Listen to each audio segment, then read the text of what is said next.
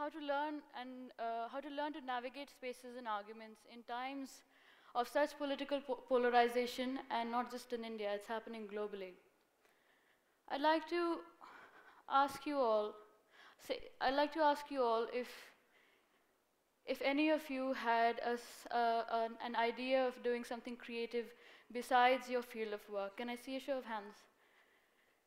Okay, and how many, okay, quite a few of you. And how many of you have managed to do it secretly? All right, very few.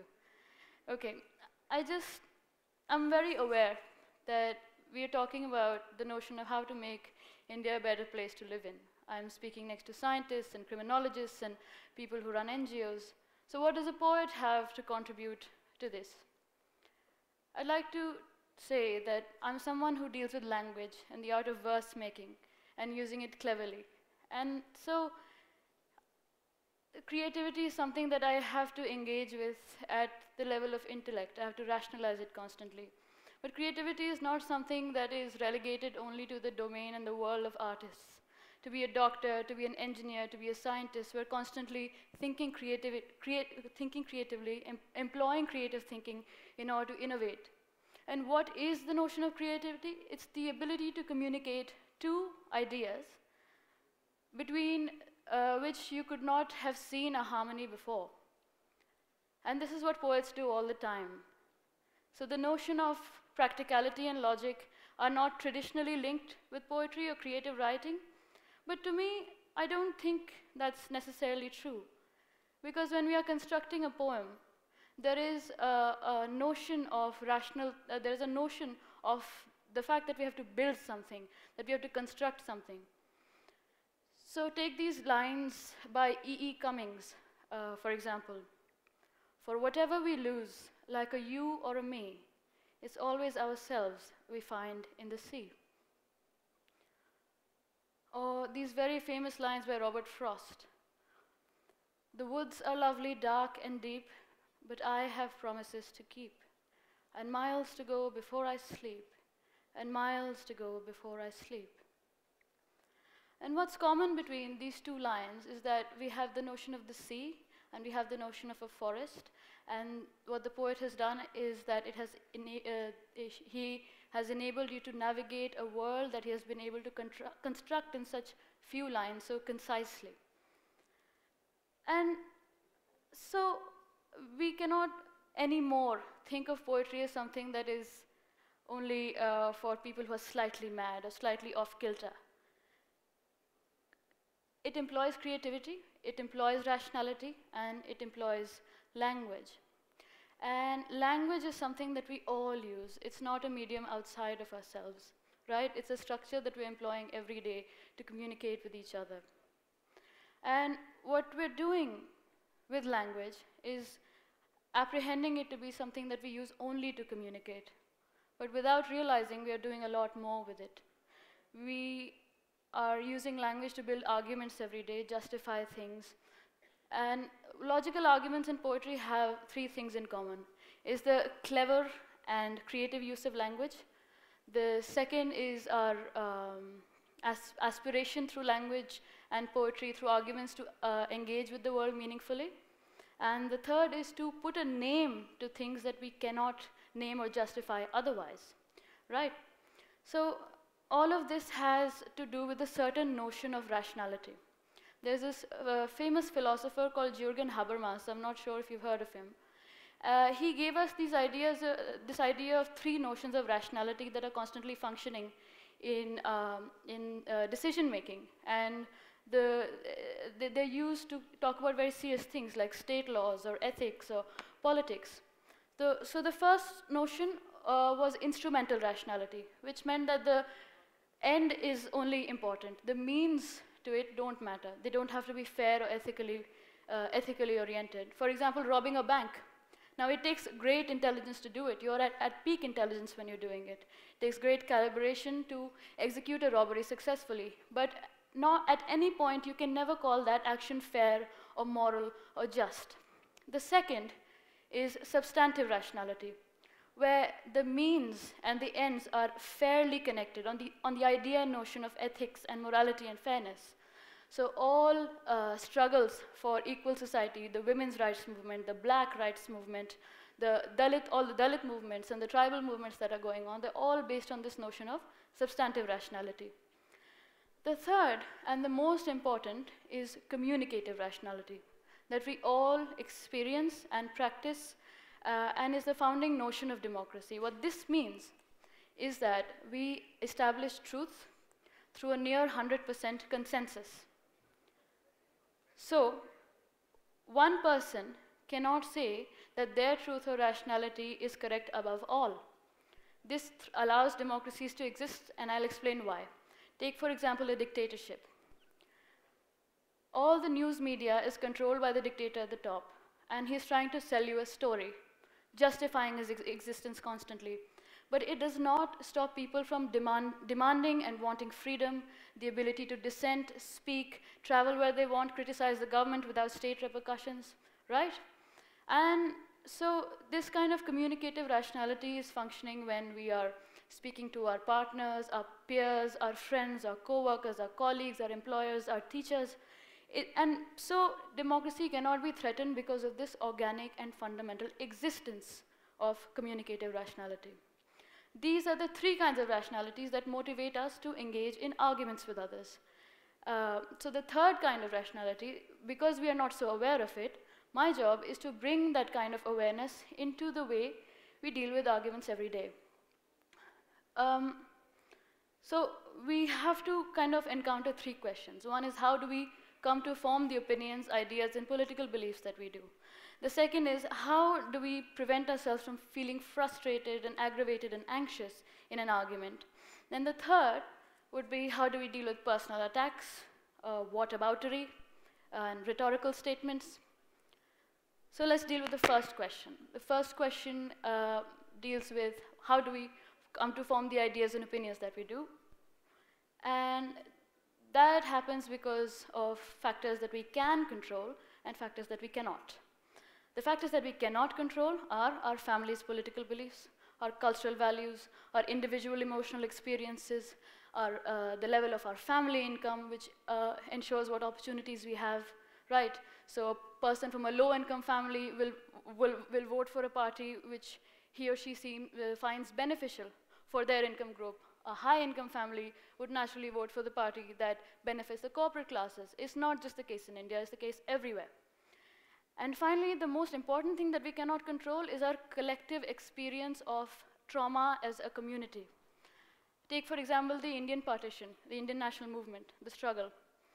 I come from Delhi, and a lot of Punjabis came there after the partition, and I see these Punjabi grandparents who describe really gory and graphic details of how the whole thing took place. They don't beat about the bush, and it affects the way that they vote. It affects who they want in power. It affects whether or not they have religious biases or caste biases. So these are the things we cannot control. But what we can control is our bodies, our minds, and teach ourselves to not just be patient and good listeners. Of course, that goes without saying. But it's very important to constantly check ourselves. See if all of these prejudices and biases inside us are not operating without our volition because of our cultural values and all these things that I mentioned earlier. But most importantly, it matters what we read, right? We might feel sympathetic to one position in an argument, one kind of political or ideological position, but it cannot just be based on dogma or hearsay or what we have been hearing other people talk. All of that is important. But what we read contributes a great deal to it, because it means we can grow out of the factors that we cannot control. So I don't mean reading just newspaper articles. I mean reading entire books on the position you're trying to defend and the opposing arguments. And I know we have very busy lives. It's difficult to read books outside of our given schedules. But there are minutes hidden in the corners of the day. You know, you can read, you don't have to even finish the entire book, but you can read as much as you can, waiting, say, for a movie ticket in line, or traveling on the metro, or going on the bus, or sitting in a group of friends. We have to find time to do that, because we owe it to ourselves. And there are two very important things we gain from it. One is that it will strengthen our position, right? It will strengthen our intellectual position on an argument. And two, which is more important than being strong in an argument, is it'll allow us to see the opposing position with a greater compassion. So when you are faced with an intellectual opponent, this activity of reading both sides will facilitate you to at least have mutual respect and not end up fighting. You can see the kind of rationality that they're functioning with. So there are no losers in this game, right? The second would be how to deal with anger, taking offense, right? Now, it's a very good thing in some sense to be personally involved in an argument. It says good things about you, about your conviction, about your standards, about your ethics and principles. It means that you're virtuous. It means that you believe in your values. It means that you're stuck to your roots. But at some level, if we're really invested in what we're trying to say, we can do a lot better than just walking out in disgust or anger, fighting with our parents over differing generational values. It is our moral and ethical obligation to give the person who wants to engage with us the time and the benefit of doubt, because it is much easier to not have a conversation. It's much easier to avoid what we call conflict. It's much easier to avoid what we perceive as unpleasantness. So I'm going to say something that might sound like it's easier said than done, but it has to be done. One cannot take things personally in every domain, and one cannot take things personally in every domain precisely because we want to be able to have the stamina to keep going on and defending our position, and maybe even learning something new, right? Now, the final thing that I want to talk about is, it's a difficult topic for me too, because on social media, when you are a vocal person, or when you want to engage in politics, or when you want to engage with your professors who are sort of apolitical on some issue, we face things like whataboutery, what is commonly known as whataboutery. It's like when you say that, all right, this person in your party has done this kind of heinous crime, and it is not acceptable to me that you support this candidate, right? And the other person will reply, but this person in your party of choice has done this. So nothing is getting resolved, really. It becomes a blame game of some sort, this is commonly known as a straw man fallacy, which means that it's a common form of fallacious argument, which means that the opponent appears to be attacking an argument via refutation, but is actually attacking something else. It's not engaging with the substance of the argument, right? The other thing is personal attacks, also known as argumentum ad hominem, which means that the person making the argument is being attacked, their attributes, their motives, or people associated with them, as opposed, again, to the substance of the argument. So in these two cases, what we can at best do is be polite. We should be mature enough to see that this will happen on social media, in our daily encounters. So what happens is, why do we get angry? There was this Stoic philosopher who said, his name was Seneca, who said that we don't feel angry just because we are provoked. We feel angry or just because something unpleasant happens. It's when something unpleasant and unexpected happens is when our temper is provoked. So we owe it to ourselves to at least expect people to make these kinds of mistakes, to attack us personally, to not attack the argument, to kick in the air here and there. What this will do is it'll enable us to actually be more patient and calm in that sense, and deal with personal attacks in a more mature way. And how do we respond to that in terms of what to say? We put our arguments forward again and request the opponent to attack the substance of the argument and ignore whatever is not necessary, right? That's the mature response.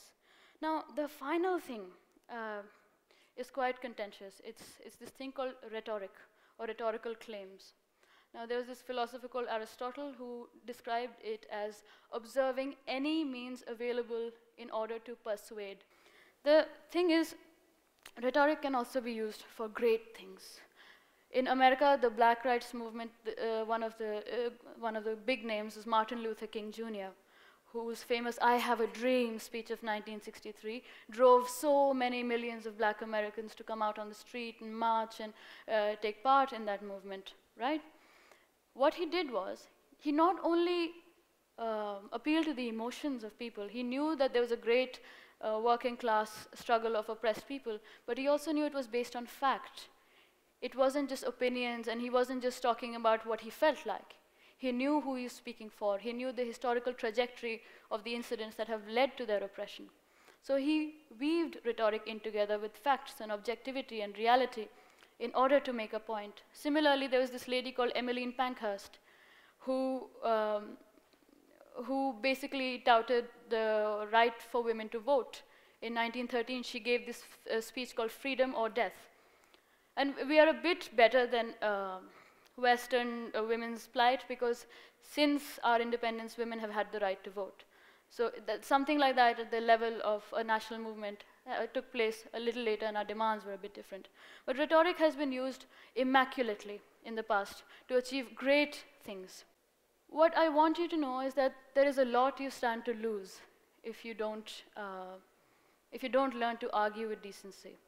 Because impatience, anger, disrespect not only make us lose the respect of our friends and co-workers and peers, but also we lose self-respect. We don't like ourselves when we get like that. Anger is not a good feeling to harbor inside. And so it's better to have communication skills in order to channel it out and project it into useful things, instead of taking it out on the beggar on the street or getting angry at a child. You know, I'll tell you a story. I once heard this old man speak about how he met a lady who was a Holocaust survivor, right? And she was on this train going to the concentration camps. And of course, at that point, she was 15 years old, and she had a younger baby brother who was 8 years old or something like that. And being children, they weren't quite aware what it meant to be on that train. It was a train to hell. They were all going to die. They were going to the gas chambers. So her younger brother forgot his shoes for some reason, and she's just like, "How could you do this? How could you forget your shoes?" And in this really frustrated teenagey way, she didn't speak to him till the end of the train journey where he got off. And they were separated, and she never saw her brother after that. And so this old man continued to say, perhaps it's a very hard thing to strive towards and implement it in your everyday life. But one should not say something to another person that cannot stand as the last thing you ever say to them. Thank you very much, and I wish good luck to you all.